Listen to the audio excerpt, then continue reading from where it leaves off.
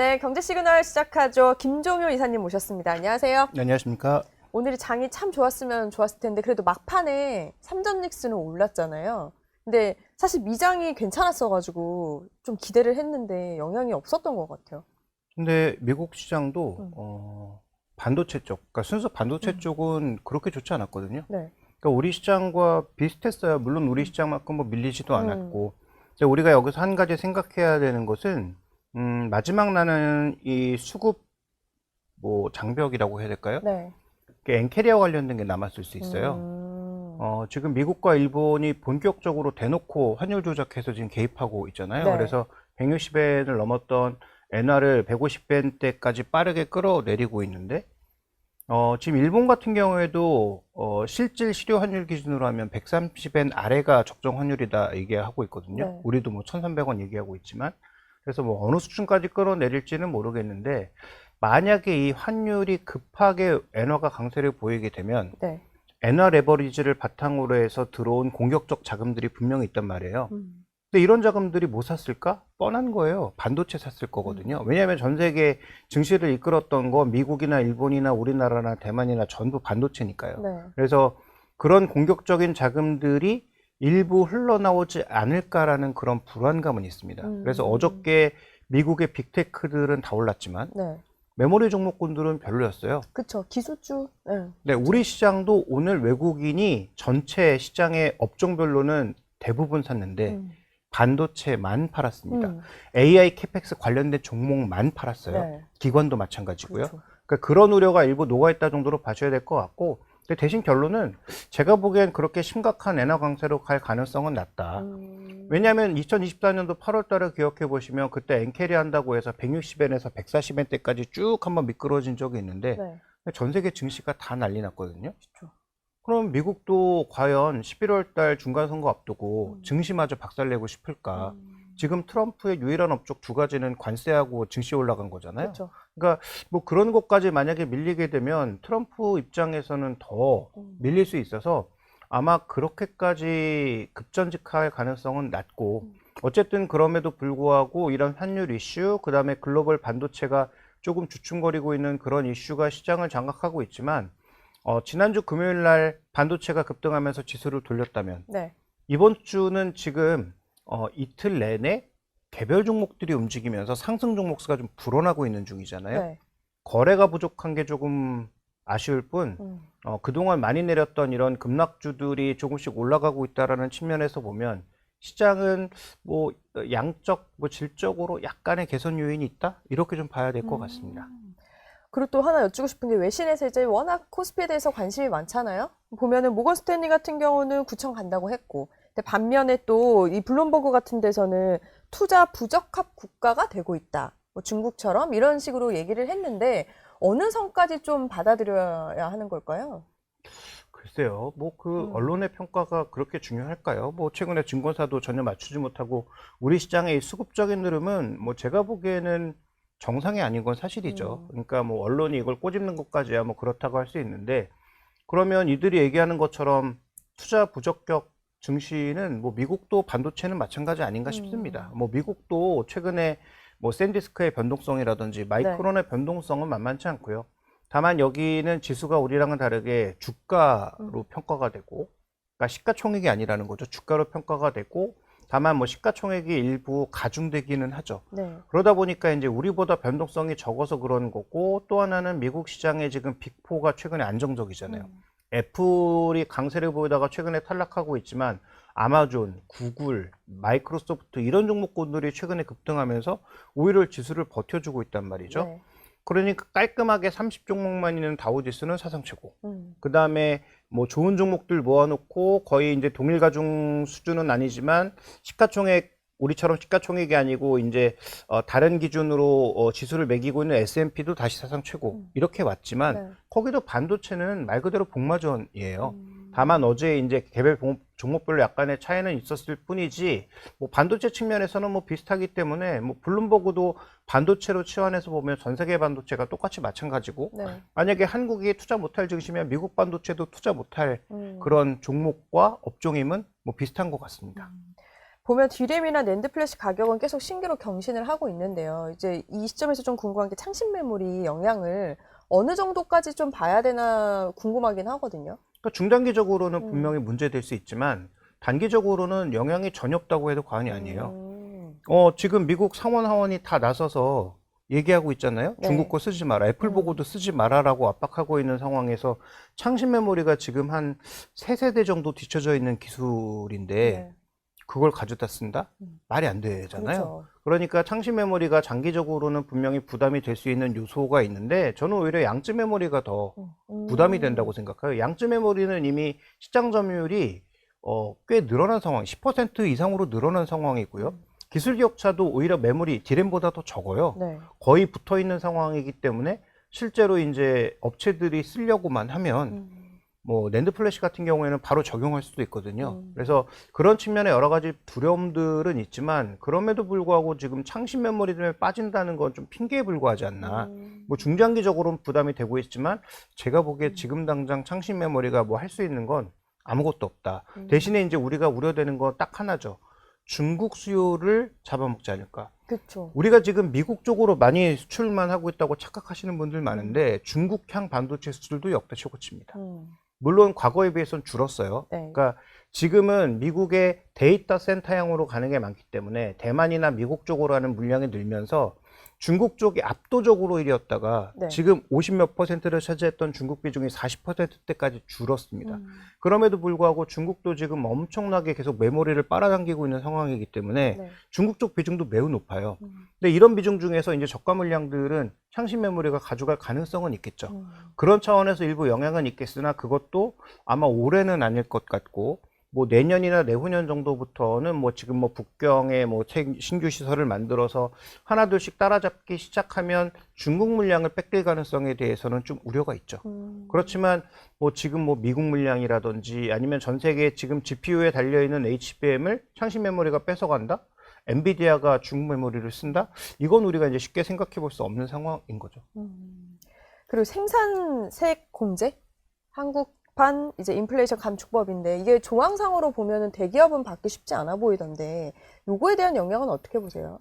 지금은 아무도 받기가 쉽지 않습니다. 그렇죠.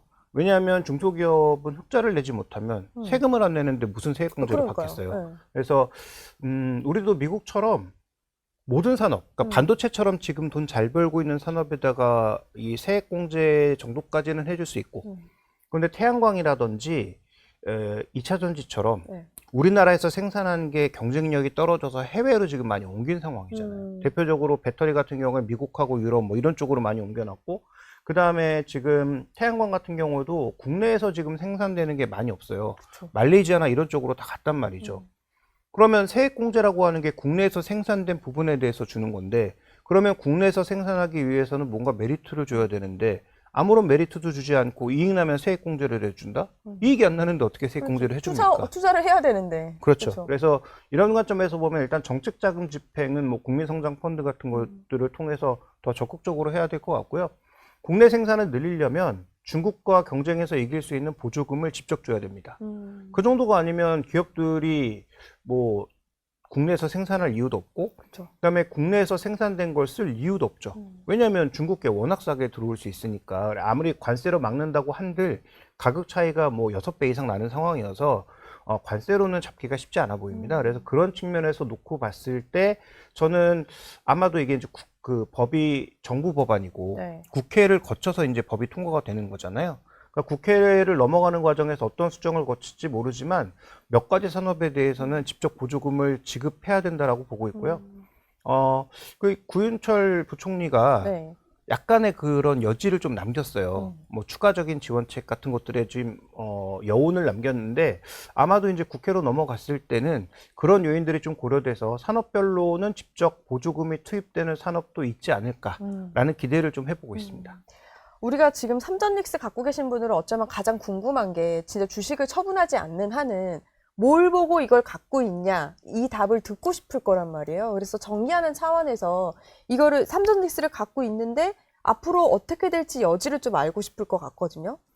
앞으로 근데 좀 알려주세요. 그 지금 미국 시장이 최근에 다시 강세로 간 가장 결정적 이유는 마이크로소프트하고 아마존이 야, AI 돈 뇌를 보여준 거잖아요. 그렇죠. 그러니까 지금까지 투자만 했다라고 했는데 투자하고 나서 실제로 돈 버는 걸 보여줬단 말이죠. 그러면 이쪽에서 투자는 쉽게 멈추지 않을 것 같고 중국이 저렇게 급하게 소프트웨어적으로는 따라오고 있는데 네. 여기서 투자를 멈춘다? 이것도 뭐 제가 보기엔 쉽게 말은 안 되는 것 같고 그래서 글로벌 뭐 금융위기 정도의 쇼크가 오면 모르겠지만 근데 그게 아니라면 지금 투자를 멈출 만한 요소는 아무것도 없다고 보거든요. 그러면 그동안 흔들렸던 이유는 저는 수급이라고 봐요. 그래서 얼마 전에 그 젊은 천재 친구 하나 펀드 다 청산당하고 네. 지금 나락으로 갔잖아요. 그러니까 그런 공격적으로 투자했던 펀드들이 몇 개는 더 있을 수 있기 때문에 그런 게 정리되면서 수급적인 요인들이 아직 남아 있을 겁니다. 그래서 주가의 급등락을 보고 겁을 먹고 지금 도망가면 아마 제가 보기에 100% 후회하지 않을까라는 생각이에요. 그래서 뭐 가격에 따라서 내가 지금 매입한 가격에 따라서 아직 좀 여유 있는 분도 있으실 거고 너무 두려워 보이는 분들도 있겠지만 저는 업황을 믿는다면 여전히 버텨야 될 때라고 생각하고요. 또 만약에 8월 달에 안 올 거라고 생각하지만 다시 또 비이성적인 하락이 온다면 현금 있으신 분들은 당연히 더 사야 될 거라고 생각하고 있습니다. 또 하나 발목 잡았던 게 사실 레버리지였잖아요. 이번에 근데 거래가 반토막 난 거 보면은 정책의 효과라고 볼 수 있는 거예요. 지금 10분의 1 토막이 났어요. 그러니까 13조 넘었다가 지금 1조 수준으로 떨어지면서 이게 거래가 떨어지면서 이런 물량들이 청산되는 게 저는 삼성전자하고 하이닉스에도 영향을 준다고 봅니다.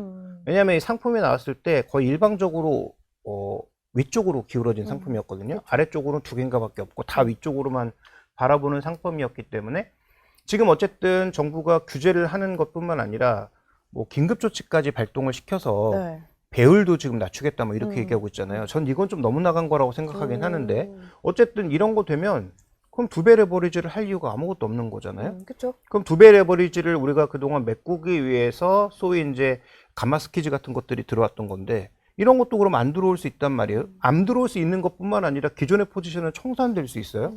그러면 수급적으로는 오히려 이런 종목군들이 더 부진하고 오히려 이쪽에 집중됐던 에너지가 분산되면서 최근에 코스닥이 움직이고 있는 대표적인 이유가 되고 있는 것이니까 에너지 분산이라는 측면에서는 긍정적인 요소가 있고 저는 중장기적으로는 ELW 고사시킨 것처럼 고사시키려는 게 아닌가?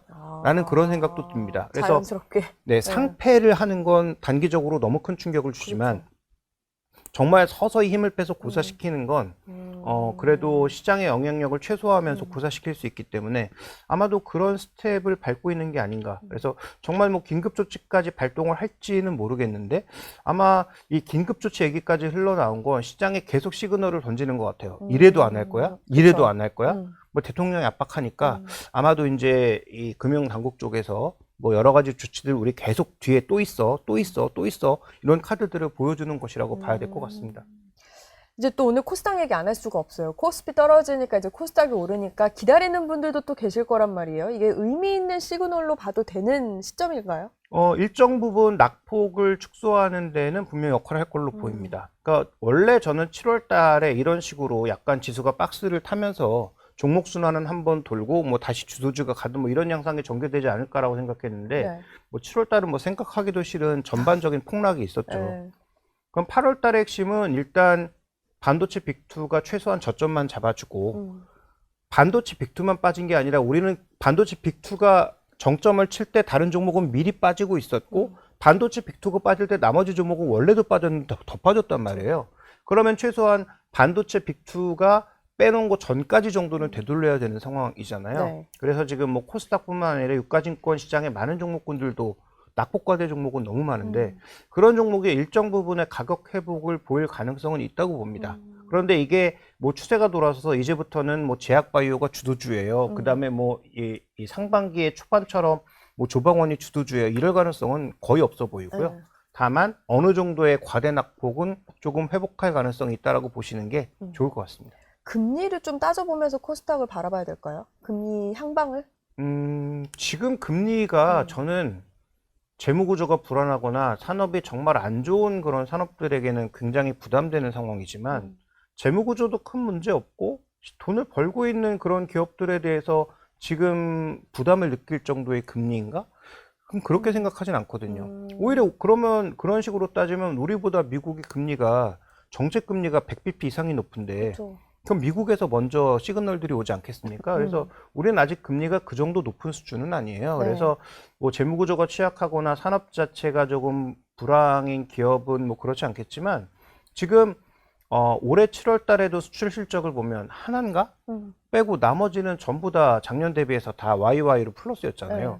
그러니까 지금 우리 산업이 그렇게 나쁘지 않은데 주가 자체가 출렁이고 있는 거라고 보기 때문에 저는 뭐 금리가 그렇게 민감한 변수라고 생각하지는 않고 최근에 이제 미국도 굉장히 독특한 것은 금리가 올라가는 구간에서 금리에 가장 민감하다는 제약바이오 종목군들이 신고가를 치고 있어요. 그래서 그런 요소들은 최근에 미국에서도 적용되지 않고 있다. 그래서 금리 요소 하나만 보고 뭐 코스닥이 위험하다든지 아니면 뭐 코스닥의 제약바이오가 뭐 위험해 보이는 양상이라고 이해하기는 어려울 것 같고요. 그러면 최근 이틀간 코스닥 제약바이오가 급등한 것도 솔직히 이해는 잘 안 되잖아요. 왜냐하면 금리가 높은 그렇죠. 수준이니까. 그래서 지금 현재 구간에서 금리보다는 오히려 다른 요소들, 낙폭과대라고 하는 요소가 좀 더 주가 반등에는 영향을 주고 있다고 보고 있습니다. 오늘 또 눈에 띄는 것 중에 하나는 장중 8%까지 올랐던 네이버죠. 네이버 아무래도 그 AI 데이터 센터 구조를 공개했던 게 큰 건가요? 실적을 앞두고? 그러니까 이제 자회사를 두고 그 자회사에서 전체적으로 관리를 하겠다는 거예요. 데이터 센터와 관련된 것을. 그러니까 네오클라우드 역할을 하는 회사를 따로 두고 이렇게 관리를 하겠다라고 하는 것이니까 그러면 이게 브룩필드가 들어와서 지분 뺏어가는 거 아니야? 이런 우려가 좀 있었던 게 사실인데 이런 우려를 좀 덜어내는 그런 구조 자체가 밝혀지면서 오늘 일정 부분에 반등이 나온 것 같고요. 네. 그 네이버는 여러 번 언급드렸다시피 뭐 적정 가치에서만 사면 저는 성장이 붙었으니까 큰 걱정할 필요는 없지 않겠느냐라고 보고 있기 때문에 다시 이제 뭐 그 가격을 줄지 모르겠지만 급등하는 구간에 쫓아가시는 것보다는 조정이 올 때 정도 분할 매수 정도의 관점에서 살펴보시면 좋을 것 같고요. 관건은 국내보다는 해외에 있는 것 같습니다. 해외. 그러니까 국내에서 만들어낼 수 있는 데이터 센터의 크기, 그러니까 네이버가 실제로 만들어낼 수 있는 데이터 센터의 크기가 그렇게 크지 않을 것 같거든요. 그 다음에 지금 SK그룹의 데이터 센터, 네. 그 다음에 뭐 삼성이 하려고 하는 데이터 센터, 이런 것들을 고려해 보면 국내에서 네이버의 자리는 크지 않아 보여요. 그래서 네이버가 지금 뭐 사우디라든지 계속 이제 해외 진출을 외치고 있는데 네. 그런 해외 진출에서 의미 있는 그런 수주 소식이 나오게 되면 그때는 주가가 좀 더 의미 있는 점프업을 하지 않을까. 저는 이렇게 기대를 하고 있습니다. 실적은 어떻게 보세요? 이번 주 나오잖아요. 실적은 최근에 실망시킨 적이 뭐 단 한 번도 없잖아요. 그렇죠. 그 다음에 지금 투자금도 본인들이 조달했다면 뭐 실적이 엄청 크게 꺾일 거였는데 뭐 외부에서 조달하는 게 지금 다 확인되고 있고 이걸 일종의 자회사로 처리할 걸로 보여지고 있기 때문에 그렇게 보면 제가 보기에는 실적에는 뭐 큰 문제는 없을 것 같고 다만 시장이 네이버를 보는 게 실적은 아니기 때문에 실적이 예상보다 크게 하회를 하면 그땐 빠지겠죠. 지금 시장은 실적이 예상치보다 좋아도 빠지는 구간이기 그러니까요. 때문에 감을 실적이 잡을 수 예상보다 밑으로 나오는 건 아마 용납하기가 힘들 겁니다. 그래서 시장의 눈높이를 크게 못 채우는 그 정도의 실적만 아니라면 저는 뭐 네이버의 실적이 크게 문제가 될 것 같지는 않아요. 그럼 실적을 떠나서 좀 조정이 온다면 그때는 조금 담아두는 것도 좋다.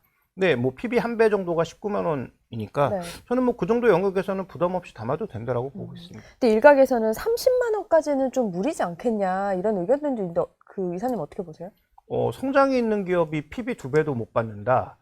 뭐 그다음에 지금 현재 정도의 주가면은 PR 기준으로도 한 15배 정도 수준이거든요. 네. 그러면 주가가 30만 원 올라간다고 해도 현재 가격에서 50% 상승하는 거니까 한 23배, 24배 정도 수준인데 그게 과연 부담스러운 수준인가? 저는 뭐 그렇게 생각하지 않기 때문에 그 정도의 가격은 성장만 확인되면 의외로 굉장히 빠르게 쉽게 갈 수 있다. 근데 아까도 언급드렸던 것처럼 과연 해외 진출과 해외에서의 성장 경로를 네. 빠르게 가져갈 수 있는지가 문제인 것이지 저는 그것만 확인되면 뭐 30만 원 정도의 주가는 오히려 쉽게 갈 수 있을 거라고 보고 있습니다. 요즘 변동성이 워낙 커가지고 앞으로 우리가 좀 미리 체크할 변수들을 미리 좀 알려주실 만한 게 있을까요? 네, 일단 뭐 가장 주목해 볼 변수는 결국은 물가죠. 그쵸. 물가에 의해서 결국은 금리가 자극되고 있기 때문에 이거 한 가지. 그다음에 두 번째는 조금 전에 말씀드렸던 엔켈이 청산할 수 있을 정도의 엔화의 강세가 이어질 거냐. 네. 지금 주말에 163엔에서 155엔까지 급하게 끌어내렸단 말이에요. 그러니까 일본 BOJ가 하루에 70조, 우리 돈으로 70조를 쏟아부었는데 하나도 안 먹혔어요. 조금 내려가는 듯 하다가 바로 올라왔는데 네. 미국이 같이 참전하니까 급락했단 말이에요. 그러니까 베센트 장관이 투두 리스트에다가 올려놨잖아요. 네. 얼마를 살 것까지 올려놨는데 보여준 카드는 의미가 없죠. 어쨌든 내가 뭘 하겠다는 시그널을 시장에 분명히 보여줬기 때문에 엔화의 약세는 용인하지 않겠다는 시그널을 명확하게 줬거든요. 그러면 이 엔화 베이스로 공격적으로 투자했던 사람들이 더 이상 엔화 베이스로 돈을 빌리기가 어렵거나 네. 아니면 환율에 민감할 수 있기 때문에 엔화의 강세가 강하게 나타나게 되면 기존 들고 있는 포지션을 청산할 가능성은 분명히 있어요. 그래서 이거 이제 두 번째로 체크할 포인트고, 마지막으로는 다 이제 금리와 관련된 것인데 결국은 이제 월말에 있을 네.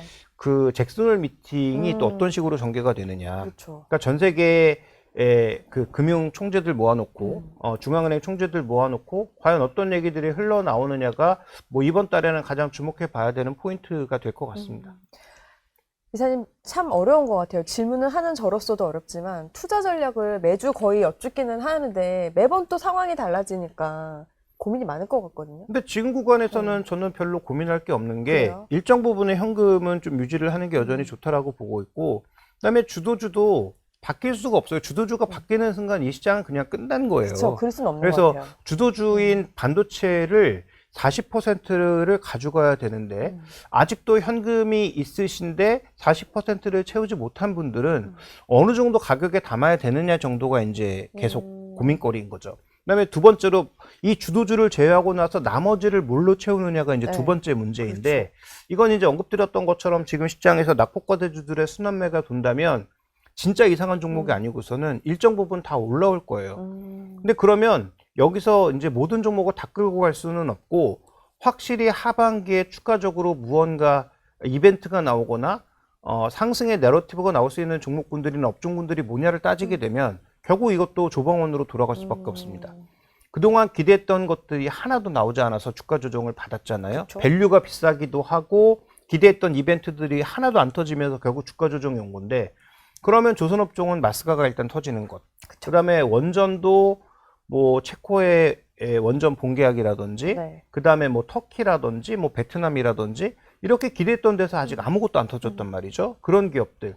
그다음에 이제 국내 선암권 프로젝트 같은 것들을 추진하면서 건설업종 같은 경우에도 턴어라운드 할 가능성이 높기 때문에 이런 업종 같은 종목군들에 대해서는 저는 서서히 주동시에 담아보는 것은 의미가 있다. 그래서 한 20% 정도는 여전히 현금을 들고 가되 40%는 AI 관련주를 담고, 네. 그다음에 나머지 40%는 저는 정책 관련주, 특히 내수 쪽에서 내수를 조금 받칠 수 있는 건설업종이라든지 아까 IRA와 관련되어 있는 일부 뭐 신재생 관련주라든지 그다음에 뭐 조방원 쪽에서 실적이 담보되고 있는데 주가 조정이 크게 나타난 종목군들 중심으로 저는 뭐 분할 매수를 하면 괜찮지 않을까. 그래서 8월 달에 전략의 핵심 포인트는 반등할 때 종목을 어떤 식으로 정리해서 가져가느냐가 핵심 포인트인데, 네. 저는 여전히 주도주 40%, 그다음에 아까 말씀드렸던 뭐 조선방산 이런 쪽의 종목을 뭐 한 20%, 정책 관련주 한 20%, 나머지 20%는 현금으로 들고 가는 게 여전히 좋지 않을까, 이렇게 좀 보고 있습니다. 주식 얘기 나눠봤는데 오늘 궁금한 게 하나, 주식은 아니고 금인데요. 한국은행이 13년 만이잖아요. 금을 매입했다고 해서 사실 사람들이 되게 관심이 많거든요. 왜냐면 전혀 움직이지 않았으니까. 이건 좀 시그널 뭐 의미가 있을까요? 일단 그동안 달러가 일방적으로 강세를 보이다가 엔화랑 개입하기 시작하면서 달러가 100 아래로 떨어지고 있거든요. 네.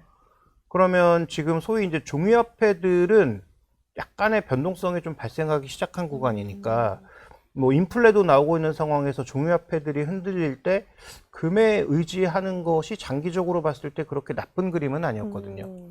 그 다음에 이제 장기적으로 인플레를 가장 잘 해지한 자산은 누가 뭐래도 금이었기 때문에 뭐 자기 포트폴리오의 일부 금을 가져가시는 건 괜찮긴 할 텐데, 중요한 건 이걸 금융상품으로 가져갔을 때 첫 번째 일단 환율 변동성. 그러니까 예를 들어서 우리나라에 제대로 된 금 ETF가 없으니까 뭐 미국 금 ETF를 산다면 그 환율 변동성을 어떻게 또 해지할 거냐라는 부분. 만약에 현물로 산다면 네. 집에 이제 금두껍이 있으면 불안불안하잖아요. 불안하죠. 네. 집에 못 나와요. 네, 그런 부분들을 또 어떻게 또 네. 해지할 거냐라는 부분들이 문제가 있겠죠. 근데 저는 뭐 일정 부분 금을 가져가는 것도 현재 지금 물가가 조금씩 들썩이고 있으니까 그런 측면에서는 뭐 포트폴리오 한 10% 정도는 뭐 담아도 되지 않을까라고 보는데 되도록이면 4,000달러에 근접했을 정도의 가격에서 담아야 될 것 같습니다. 그러니까 하느니 사고 나니까 이거 저점 신호인가? 라는 이제 생각들을 하는 거잖아요. 근데 하느는 어차피 뭐 금시장에서 그렇게 의미 있는 그쵸? 드라이버를 가지고 있는 그런 세력은 아니기 때문에 하느니 사는 건 그렇게 큰 시그널은 그냥 아니겠습니다. 워낙 오랜만에 샀으니까 아마 그런 것 같은데 그러면 금이 예전만큼 오르는 건 사실 좀 기대하기는 어려운 거죠. 물가가 탄력적으로 올라간다면 금도 탄력적으로 올라갈 수 있겠죠. 그 다음에 중요한 건 결국은 금과 지금 달러가 계속 치환되고 있는 상황이니까 달러가 계속 이제 트럼프 대통령은 강달러를 외치고 실제로 강달러가 됐는데 만약에 약달러로 정말 전환된다면 금은 탄력적으로 올라갈 수 있는데 예전만큼은 아닐 것 같다. 왜냐하면 뭐 비트코인도 있고 그렇죠. 그다음에 뭐 금도 여러 가지 금융 상품들이 많이 섞여 있는 상황이라서 뭐 예전만큼의 빅랠리를 기대하기는 좀 어려울 것 같습니다. 다만 가치의 변동성이 가장 적을 수 있다. 그런 차원에서 이제 하나의 자산으로서 볼 수 있는 것이죠. 그럼 말씀 나오신 김에 비트코인은 또 어떻게 보세요? 비트코인은 뭐 제가 전혀 문외한이라 다만 이제 비트코인의 최근에 가장 중요한 것은 이것도 결국 유동성입니다. 그러니까요. 그래서 최근에 이제 비트코인이 크게 조정받았던 것은 ETF에서 돈이 엄청 빠져나가면서 그쵸. 나타난 것인데 두 가지 이제 티핑 포인트가 있죠. 첫 번째는 클래리티 법안 통과 가능성이 뭐 낮아졌다 높아졌다 거의 매일 바뀌더라고요. 맞아요. 그러니까 일단 요가 어떻게 되느냐가 이제 한 첫 번째 티핑 포인트고 두 번째 티핑 포인트는 이것도 결국 달러죠. 달러가 촉강세로 가면 어쨌든 달러랑 같이 움직이는 것이기 때문에 달러랑 좀 연동될 수 있는데 만약에 달러가 약세로 가면 달러 연동 코인들은 또 약세로 가면서 비트코인도 흔들 수 있기 때문에 그런 측면에서 이 두 가지 포인트를 좀 보셔야 될 것 같고 그렇다면 지금 마구 비중을 늘리기에는 좀 매우 애매모호한 구간이 아니냐 이렇게 좀 보고 있습니다. 알겠습니다. 지금까지 김종효 이사 함께 했습니다. 고맙습니다.